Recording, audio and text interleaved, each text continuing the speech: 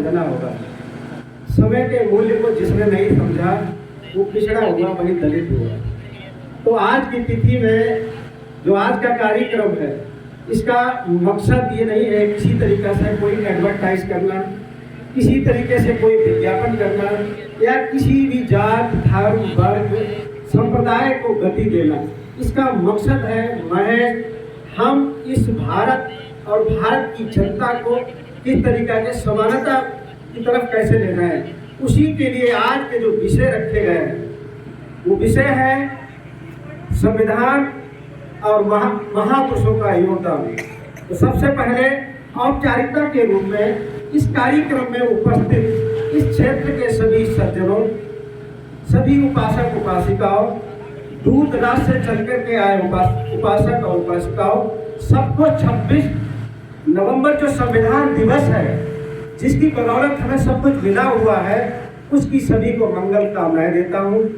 साथ ही इस कार्यक्रम की जो रूपरेखा में शामिल जो चीजें थी, इसमें भोजन की जो व्यवस्था है वो हम सभी लोगों के लिए है, और जो भी लोग यहाँ पर इस समय इस टाइम पर उपस्थित है वो सभी इस भोजन को प्रसाद के रूप में लेकर जाएंगे। और दूसरी बात, सामाजिक सहभागिता के लिए, सामाजिक समन्वय कायम करने के लिए समाज का कोई भी व्यक्ति कभी भी अकेले किसी भार को उठा नहीं सकता है। ये भार राम दिनेश और उनकी टीम ने उठाया है। हमारा सबका नैतिक कर्तव्य बनता है अपनी क्षमता के आधार पर, अपने सामर्थ्य के अनुरूप इनका आर्थिक सहयोग जरूर करेंगे, क्योंकि यहाँ पर अन्य लोगों ने अन्य रूपों में सहयोग दिया है। कोई शरीर से उपलब्ध हुआ है, कोई मानसिक सहयोग दे रहा है, कोई सहयोग दे रहा है, और अंत में जो हमें ये प्रांगण मिला हुआ है, जो हमें ये आवास मिला हुआ है, जिसमें पानी की, बैठने की सारी सुविधाएं रही हैं, उनके लिए बहुत बहुत साधुवाद की। ऐसे कार्यक्रमों के लिए ऐसी जगहें अगर हम लोगों को मिल जाए, हमारे सब लोगों के पास हो और ऐसी मिलती रहे, तो हमारे कार्यक्रमों की गति बढ़ती रहेगी। अब मेन चीज है संविधान की आवश्यकता क्यों थी, संविधान के स्रोत क्या थे, संविधान के मौलिक तत्व क्या है, इन चीजों पर थोड़ी सी बात होकर के, और आज की तिथि में संविधान से प्रगति, संविधान से लाभ और संविधान में आने वाली चुनौतियां। संविधान नष्ट करने की बात बच्चों वाली बात है, इसको मत करिएगा। हर चीज के लिए चुनौतियां होती हैं, तो उन चुनौतियों पर बात होगी, प्रगति पर बात होगी और लाभ पर बात होगी। और उससे पहले जो संविधान की आवश्यकता क्यों पड़ी है, इस पर हमें थोड़ा इतिहास में जाना होगा। और वो इतिहास है कि 1947 से पूर्व हमारा देश स्वतंत्र था। औपनिवेशिक व्यवस्था के अंतर्गत अंग्रेजों का शासन था। इससे पहले भारत देश में हम 1800-2000 वर्ष पूर्व जाएंगे तो भारत देश में बहुत बड़ा अतिक्रमण हुआ है। उन अतिक्रमणों में यूरेशियन, उन अतिक्रमणों में मुगल, अफगान या बहुत से लोग आए हैं जिन्होंने यहाँ पर अपना शासन किया है। उसके बाद ईस्ट इंडिया कंपनी के साथ भारत में जो आगमन हुआ फ्रेंच और अंग्रेजों का, उन्होंने यहाँ की जो कमजोरी थी, उस कमजोरी पर भी बात करना चाहिए। कमजोरी क्या थी? कमजोरी ये थी कि यहाँ का जो मूल निवासी था वो वंचित था। किससे? हक, अधिकार, शिक्षा और जो शक्तियाँ थी वो व्यक्ति विशेष में निहित थी। समाज बहुत रूपों में बटा हुआ था। क्यों बटा हुआ होगा, क्यों बांटा गया होगा, उसका सीधा मतलब है शासन करना। आज जो जातियां हैं, आज जो संप्रदाय हैं, इनका मूल मकसद ही है शासन करना। हम देखते हैं कि हमारे राजनीतिक लोग भी आज जात के माध्यम से, संप्रदाय के माध्यम से सरकार और सांसद और विधायक और मंत्री बनते हैं, और वो आम जनमानस का, आम आवाम का, आम देश के विकास की प्रगति में बाधक बन जाते हैं। क्यों बन जाते हैं? कि वो अपना भला करते हैं। तो इन संगोष्ठियों के माध्यम से जो जागरूकता अभियान है, उनका यही मकसद है। तो हमारे देश को संविधान की जरूरत क्यों पड़ी? अब संविधान का मतलब पहले हम जान लें। संविधान को अंग्रेजी में कॉन्स्टिट्यूशन कहते हैं। ये कॉन्स्टिट्यूए शब्द जो लैटिन भाषा का है, उसका शब्द होता है स्थापित करना। व्यवस्था कायम करना, किनके ऊपर व्यवस्था करना, लोगों पर व्यवस्था कायम करना, और उसी को हम हिंदी में संविधान कहते हैं। इस संविधान की आवश्यकता क्यों पड़ी? जब 1947 में तत्कालीन इंग्लैंड के प्रधानमंत्री ने घोषणा कर दी थी कि भारत अब स्वतंत्र होगा, भारत में भारत के लोगों का अब शासन होगा, जिसमें सबकी सहभागिता होगी, जिसके लिए एक रूपरेखा रखी गई थी, एक प्रारूप तैयार किया गया था, उसको हम कहेंगे। इससे पहले हमारे सभी वक्ताओं ने संविधान और महापुरुषों पर बड़ी क्षमता के साथ जानकारी दी है। उस जानकारी के मूल्य को हमें आगे संवर्धित करना है, बढ़ाना है, और उसमें जो हमारी संविधान सभा है उस पर हम सीधे आते हैं। उसमें 3 समितियां थी, मौलिक अधिकारों की समिति, और जो हमारे देश में बिखरे हुए राज्य थे भिन्न भिन्न रूपों में, जो 586 या 582 रियासतें थी, उनको एकत्र करना, और उसके साथ वो दस्तावेज तैयार करना, वो संविधान तैयार करना, जिसके आने वाले दिनों में यहाँ का आम जनमानस समानता के साथ, अधिकार के साथ आगे बढ़ सके। इस देश में राजनीति में, अर्थ में, शिक्षा में, खेल में, स्वास्थ्य में, कृषि में, व्यवसाय में आगे बढ़ सके। इन चीजों के लिए उस ड्राफ्टिंग कमेटी का गठन हुआ, और उस ड्राफ्टिंग कमेटी के लिए पूरे जितनी भी वहाँ जो संविधान सभा के जितने भी 207 लोग थे, सर्वसम्मति से बाबा साहब को ड्राफ्टिंग कमेटी को नियुक्त किया जाता है। क्यों नियुक्त किया जाता है? क्योंकि बाबा साहब को समझ थी इसकी, पूरे दुनिया के जितने भी संविधान थे, पूरी दुनिया में जितनी भी सभ्यताएं थी, पूरी दुनिया में जितने भी विकसित कंट्री थे, उन विकसित कंट्रियों के जो स्रोत हैं उनको हमें जानना चाहिए कि हमारे संविधान में जो स्रोत है, America, Japan, France, Germany, Africa और कनाडा, इंग्लैंड, 9 राज्यों का योगदान है। साथ ही 1935 में जो यहाँ पर 1935 एक्ट के तहत यहाँ देश में जो शासन चलता था, जिससे हमें उस समय तत्कालीन समय में बहुत सी समस्याएं हल हुई थी। वो समस्याएं हल कौन से हुई थी? विधवा विवाह खत्म हुआ गया था, स्त्रियों को पढ़ने के लिए शिक्षा, आम जनमानस में जिसे हम पिछड़ा वर्ग कहते हैं, दलित वर्ग कहते हैं, इसको पढ़ने का अधिकार मिला था।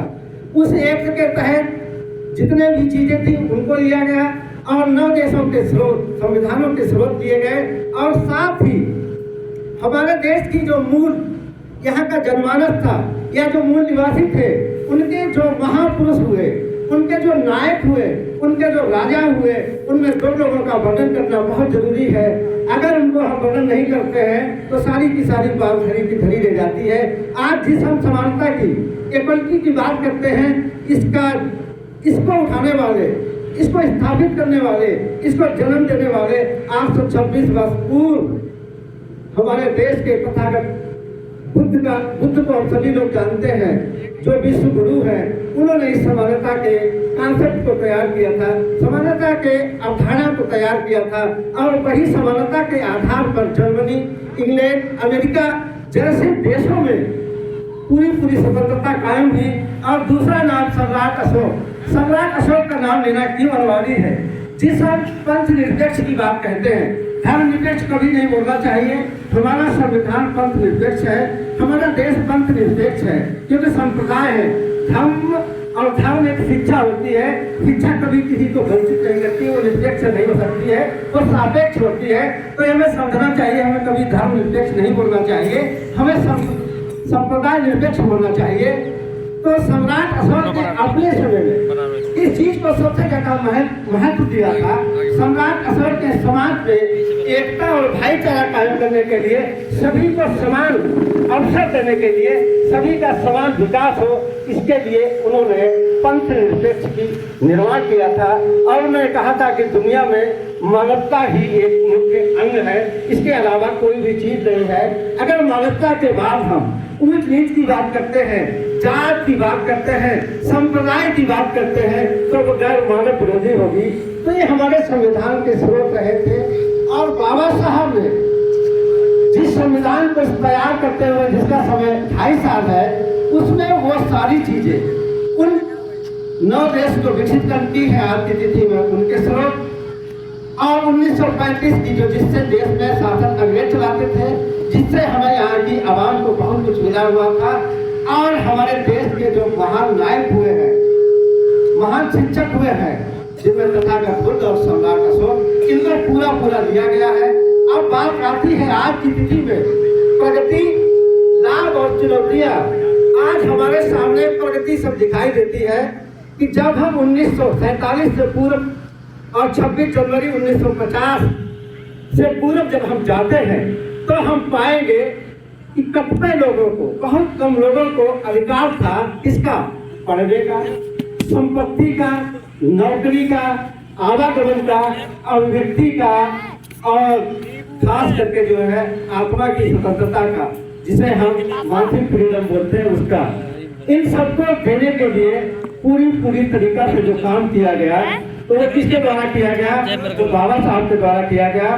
तो आज जो प्रगति है हमारी, जिसको हम देख रहे हैं कि हमारे समाज के लोग डॉक्टर बनते हैं, प्रोफेसर बनते हैं, इंजीनियर बनते हैं, व्यवसायी बनते हैं, सोशल रिफॉर्मर बनते हैं, और मुख्यमंत्री, प्रधानमंत्री बनते हैं, जो शासन देते हैं, राष्ट्रपति और राज्यपाल बनते हैं, और जो हमारे 4 अंग हैं संविधान के, उन 4 अंगों का जो रोड है वो हमारे संविधान में है, और वो हमारी प्रगति है।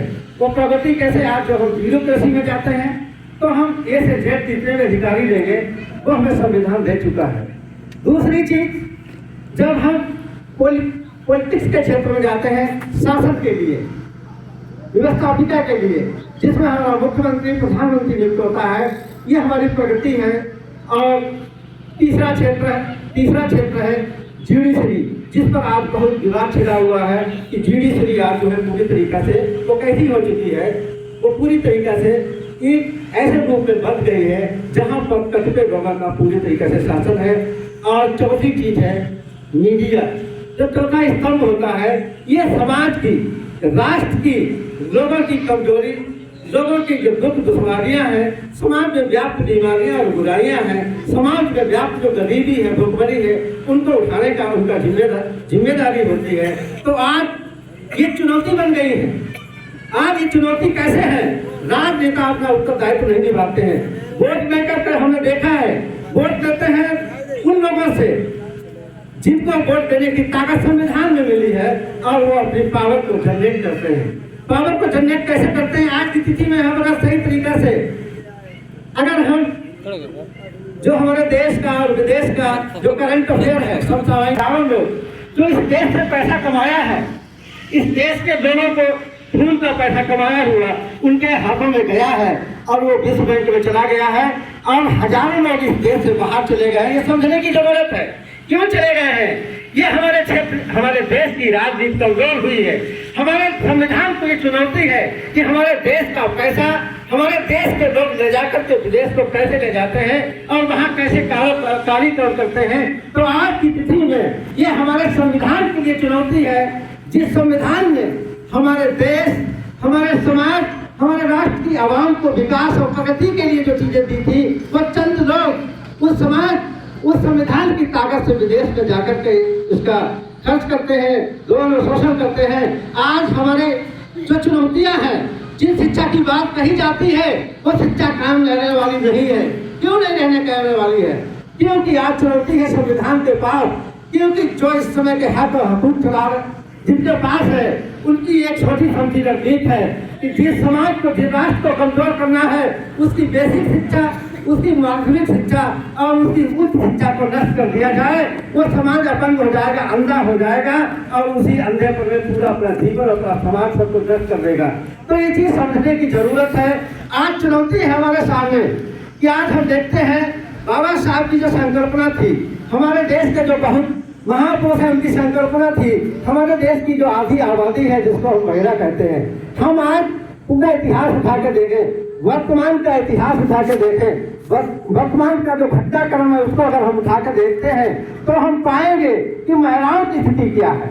महिलाओं की स्थिति में देखेंगे कि आज जो मौलिक अधिकार है शिक्षा, 7वां मौलिक अधिकार है, उसमें भी हम देखते हैं कि शिक्षा विभाग में किसी भी तरीका का कोई भी ड्रॉप आउट नहीं हो सकता है, लेकिन 40% बच्चे गलियों में चिड़िया, बकरियां, जानवरों को साथ। और यहाँ तक कि हमने देखा है कि 14 साल तक के बच्चे से हम कोई काम नहीं करवा सकते हैं। अस्पतालों में, दुकानों में उन पर काम करवाया जाता है। ये चुनौती है संविधान के लिए कि संविधान सबको छूट देता है, पढ़ने की आजादी देता है, काम करने की। आज वो चुनौती बन चुकी है, तो इनको हमें समझना है। महिलाओं की स्थिति को हम देखना, जाकर के इंटर तक पहुंचती है और इंटर के बाद उनका जो वर्तमान का रेशियो है वो 18-19% है। इसमें उच्च शिक्षा के लिए, जिसमें हम स्नातक, BSc, B.Ed, B.Tech, M.Tech करते हैं, और सबसे बड़ी आज की जो सबसे अहम चीज है जिस पर सबसे ज्यादा काम होना चाहिए वो है स्किल डेवलपमेंट, कौशल निखार। उच्च शिक्षा के माध्यम से हमारे यहाँ हम देखते हैं शोध और नवाचार कितना हो रहा है। शोध और नवाचार को हम लोगों को समझना होगा कि प्रति व्यक्ति जब हर चीज का जानने वाला, हर चीज को चलाने वाला और हर चीज के परिणाम को समझने वाला बन जाएगा, वो पूरी तरीका से उसकी दक्षता होती है। भारत इसमें आज विश्व में कहीं भी नहीं रहता है। एक उदाहरण लेंगे, हमारे देश से लगा हुआ थोड़ा सा दूर इस एशिया का देश है जिसका नाम जापान है। वो पूरी तरीका से वहाँ की आवाम 80% बौद्धिक वैज्ञानिक विचारधारा की है। वहाँ पर वहाँ की सरकार प्रति व्यक्ति को छूट देती है। किसके लिए? शोध करने के लिए, नवाचार के लिए। किसके लिए देती है? शोध के लिए, नवाचार के लिए। और वहाँ का आज का रेशियो है, वहाँ 78% लोग विभिन्न क्षेत्रों में PhD होल्डर हैं। और हम अपने क्षेत्र में उठा करके देखेंगे, आप इस जलालाबाद क्षेत्र में, करान क्षेत्र में उठा करके देखिएगा, 50 PhD नहीं मिलेंगे। क्या है? और PhD मिल भी जाएंगे तो उसके पीछे जो है, जो हमारे समाज की एक बिगड़ी हुई व्यवस्था है उसके तहत होंगे। तो ये क्या है? ये समाज और संविधान के लिए चुनौती है कि जब तक जिस देश में विवेक और माइंड नहीं तैयार होगा, वो देश और वो समाज कभी भी विकसित नहीं हो सकता है। बाबा साहब को, तथागत बुद्ध को, सम्राट अशोक को पूरी दुनिया याद क्यों करती है? उन्होंने अपने विवेक और अपने माइंड को वास्तव में विकसित किया था। और किस लिए विकसित किया था? पूरी मानवता के कल्याण के लिए। सम्राट अशोक ने जब काम किया था तो गरीबी और भुखमरी थी, अत्याचार था। जब बुद्ध ने काम किया था तो दुख का कारण, दुख का निवारण जो उनका सिद्धांत है इसलिए दिया था कि मानवता में जो भी दुख है उसको नष्ट किया जाए पूरी तरीके से। और वो आज यूनिवर्सल उसी तरीका से बह रहा है आगे, लेकिन उस पर काम अच्छे ढंग से नहीं हो रहा है, उस पर शोध नहीं हो रहा है। हमारे महाविद्यालयों में बुद्ध के ऊपर कितने शोध होते हैं, ये बड़ी सोचने वाली बात है। आज इंजीनियर के क्षेत्र में हम उठा करके देखें A से Z थी, हम इसका प्रयोग करते हैं कहाँ का है? कोरिया का। हम बाइक का यूज करते हैं कहाँ का है? जापान का। हम हुंडई कार का यूज करते हैं कहाँ का है? कोरिया का। हम फिलिप्स का यूज करते हैं कहाँ की? कोरिया की। कहाँ की है? जापान की है। कौन सी चीज ऐसी है जो भारत की निर्मित है? हमें सोच होना चाहिए कि जिस देश ने बुद्ध जैसा वैज्ञानिक दिया, जिस देश ने पंचनिरपेक्ष समन्वयकारी जैसा व्यक्ति सम्राट अशोक दिया, जिस देश ने बाबा साहब जैसा सामाजिक इंजीनियर दिया, उस देश की ये दशा हो गई है कि आज भी हमारे देश में अच्छे इंजीनियर नहीं निकल रहे हैं, अच्छे वैज्ञानिक नहीं निकल रहे हैं, अच्छे ट्रांसफर नहीं निकल रहे हैं, अच्छे सोशल रिफॉर्मर नहीं निकल रहे हैं। और हम डींगे हाँकते हैं हमारा देश प्रगति कर रहा है। देश प्रगति नहीं कर रहा है, कुछ चुनिंदा लोगों की प्रगति हो रही है जो देश को खोखला कर रहे हैं। कैसे कर रहे हैं खोखला? वो इस टाइम खोखला कर रहे हैं कि यहाँ का धन यहाँ के लोगों को लेकर के विदेश में चले जाते हैं। सही तरीका से उठाएंगे तो देखो पाओगे कि हमारे देश की 90% पूंजी विदेश में चली गई है, और जो बची पूंजी है वो यहाँ के चंद लोगों के हाथ में चली गई है। इस समाज का होगा क्या? ये समाज अच्छा बनेगा? तो ये हमारी संविधान को चुनौती है। जो संविधान समानता, इक्वलिटी की बात करता है, उसको कैसे नष्ट किया जा रहा है, कैसे बर्बाद किया जा रहा है। तो आज की तिथि में जितने भी यहाँ लोग जिनकी समझ अच्छी है और जिनकी समझ ग्रोथ में है, उन सब लोगों को समझने की जरूरत है। आने वाले दिनों में जब हम शिक्षा की बात करते हैं, अगर यही हालात रहे, संविधान हमारा चुनौती बन गया, तो बच्चे पढ़ने के लिए नहीं मिलेंगे। बच्चों को पढ़ाने के लिए संस्थान खत्म किए जा रहे हैं। अभी देखो आप, जब UGC, नेट या नीट के माध्यम से जो विदेश से बच्चे पढ़ के आ जाते थे, जापान, रूस या यूक्रेन या थाईलैंड से, आज क्या स्थिति क्यों है? उनके लिए नीट अनिवार्य कर दी गई है। क्यों कर दी गई है? क्योंकि हमारे यहाँ काफी जांचने वाले और यहाँ की जो व्यवस्था है काम करने वाले वो चुनिंदा लोग बैठे हुए हैं। आप बाहर से MBBS करके आ जाओ, हम तुम्हें नीट में पास नहीं होने देंगे। जब हम नीट में पास नहीं होंगे तो हम कोई भी अस्पताल और किसी तरीके का स्थापन नहीं कर सकेंगे, क्योंकि हम कानूनी गुनहगार बनाए जाएंगे। जो संविधान हमें छूट देता है उसी संविधान के माध्यम से हमको गुनहगार बनाया जा रहा है। क्यों बनाया जा रहा है? क्योंकि संविधान के मूल, संविधान के महत्व को हमने नहीं समझा है, उसको गिराते चले जा रहे हैं। तो ऐसी दशा में आज जो चुनौती है संविधान की, संविधान बचाने की चुनौती नहीं है, संविधान की जो वास्तविक रूपरेखा है उसको संरक्षित करने की, उसको आगे बढ़ाने की चुनौती है। इस चीज को हमें समझना होगा। और आज की तिथि में जो यहाँ सभी लोगों ने उपस्थिति दी है, इसके लिए सभी को बहुत बहुत साधुवाद। और समय भी काफी आगे बढ़ रहा है, 4 बजे का कार्यक्रम था और हम ये गुजारिश करेंगे सभी लोगों से, इन कार्यक्रमों के न मानिएगा। ये राम दिवस बौद्ध का कार्यक्रम है, रामवीर कुशवाहा का कार्यक्रम है, या ब्रह्म कुमार जी का सहयोग है, या डॉक्टर सत्यदेव का सहयोग नहीं। ये जरूरत है आज समाज में परिवर्तन लाने की। क्यों 1950 से पहले ये परिवर्तन न हुए होते तो शायद आज ये स्थिति हमको नहीं मिलती।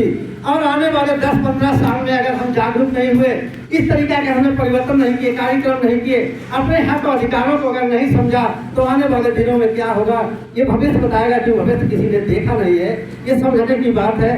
तो इसी क्रम में हम अपनी बात को अब ज्यादा नहीं बढ़ाएंगे, क्योंकि बहुत लोगों ने पहले भी और जाने का समय भी हो चुका है, दूर दराज से आए हुए हैं। लेकिन आने वाले दिनों के लिए संकल्प लो, ये कार्यक्रम हर शहर, नगर और गांव में, हर गली और चौराहे पर कराइएगा। ये संविधान छूट देता है इस बात की, व्यक्ति की आजादी के लिए। और व्यक्ति की आजादी का एक ही आधार है, समाज में भाईचारा और एकता कायम हो और राष्ट्र और समाज प्रगति की तरफ बढ़े और इस समाज से जातवाद और संप्रदायवाद पूरी तरीके से नष्ट हो। आप देख रहे हैं कि भारत जैसी सरकार संप्रदायवाद और जातवाद पर बनी हुई है। इसकी जरूरत है आज पूरे समाज को जागरूक होने की।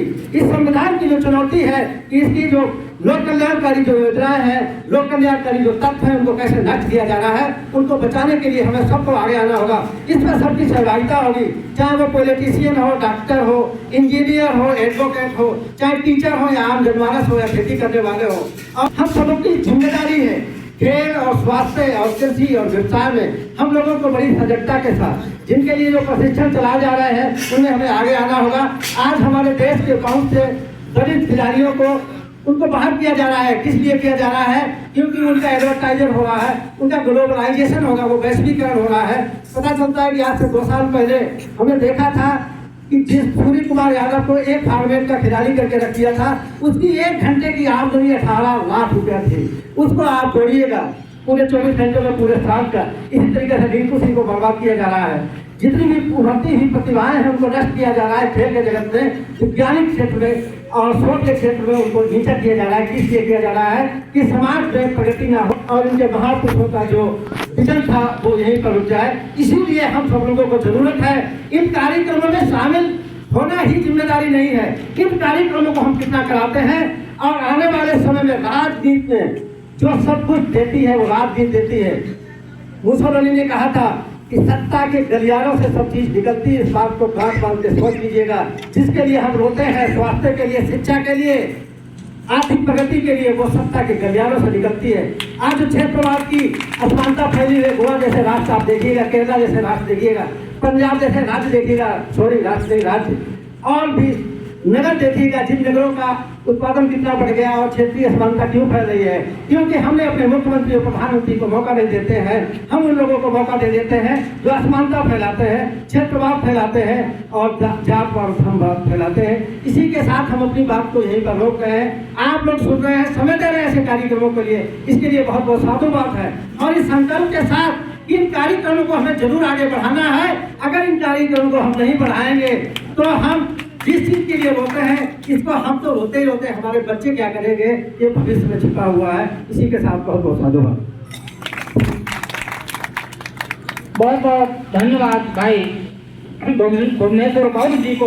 आपने एक एक विषय पर प्रकाश डाला, हम लोगों को जानकारी दी और सभी के लिए सूचना है।